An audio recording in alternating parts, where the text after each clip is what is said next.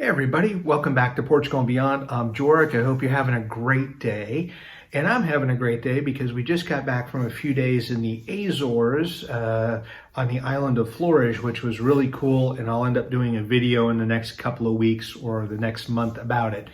But good news, or I think it's positive news for those of you that want to travel when it comes to Portugal. As I mentioned a couple of weeks ago, or last week, did a video where the EU had the recommendation and it was passed by member states about if you're traveling to an EU country and you are vaccinated or have recovered from the COVID, you're able to travel without having to do an extra PCR or antigen test.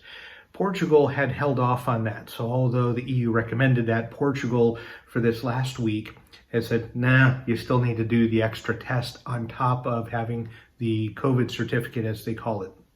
But as of today, which is February 7th, basically at 12 midnight last night, from that point on, if you're coming into Portugal, as long as you have the COVID certificate, so either you are vaccinated or depending on where you are in the country, how long you've been vaccinated, and if you've been eligible for a booster, you're boosted, so vaccinated, you're boosted. Or lastly, if you have recovered from COVID, you have recovery, one of those three things in countries allows you to create a document, a certification that will allow you to travel to Europe. And right now, as of this morning, last night, you are able to get into Portugal if you have that without testing, which is fantastic. Now, if you don't have that, you are going to need a test. And depending on what country you're coming from, you may not be able to travel to Portugal at all.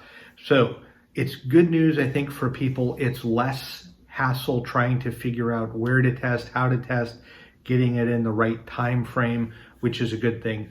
You still need to complete your passenger locator form.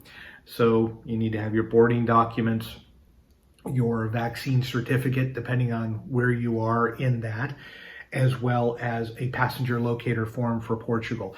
To give you a perspective, so we were in the Azores, which is Portugal, but it's what they call an autonomous region. I get tongue-tied when I say that, in Portugal.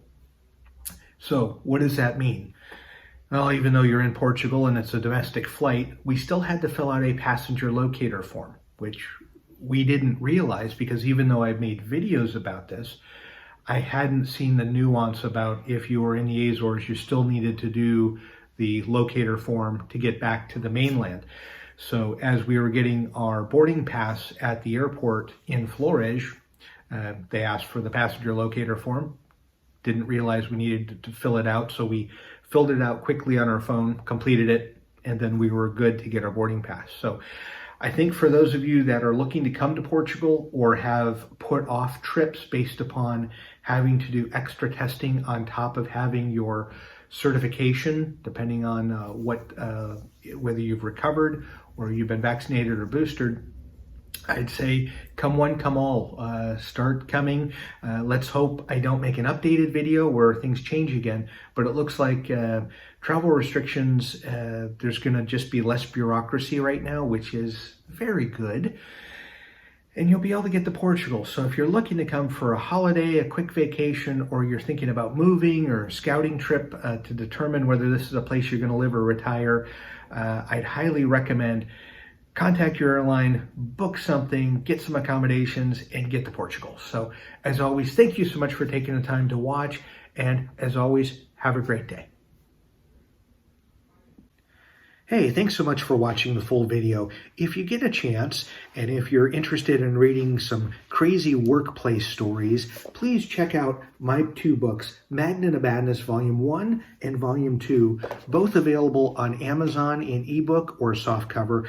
If you want to make fun of me, there's plenty of stories where you can do that. If you want to make yourself feel better about the job that you're in, it'll make you feel better too. But crazy stuff that happened over 30 years, you won't believe it until you read it. So thank you so much for watching. And if you get a chance, pick up a copy of one of these on Amazon. Thank you so much.